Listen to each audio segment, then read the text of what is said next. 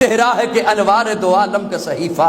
آنکھیں ہیں کہ بحرین تقدس کے نگی ہیں، ماتھا ہے کہ وحدت کی تجلی کا ہے برق، عارض ہے کہ والفجر کی آیت کے امی ہیں، گیسو ہے کہ واللیل کے بکھرے ہوئے سائے، ابرو ہے کہ قوسین شب قدر کھلے ہیں، گردن ہے کہ برفرق زمین اوج سریا، لب صورت یاقوت شعاؤں میں دھلے ہیں، قد ہے کہ نبوت کے خد و خال کا معیار، بازو ہے کہ توحید کی عظمت کے علم ہیں، سینہ ہے کہ رمز دل ہستی کا خزینہ، پلکیں ہیں کہ الفاظ رخ لوح و قلم ہیں، باتیں ہیں کہ طوبا کی چٹکتی ہوئی کلیاں، لہجہ ہے کہ یزداں کی زباں بول رہی ہے، خطبے ہیں کہ سامن کے امڑتے ہوئے بادل، قرات ہے کہ اسرار جہاں کھول رہی ہے، یہ دانت یہ شیرازہ شبنم کے تراشے، یاقوت کی وادی میں دمکتے ہوئے ہیرے، شرمندہ تابے لب دندان پیغمبر، حرف بسنا خانی خامہ بصریرے، یہ موج تبسم ہے کہ رنگوں کی دنک ہے، یہ عکس متانت ہے کہ ٹھہرا ہوا موسم، یہ شکر کے سجدے ہیں کہ آیات کی تنزیل،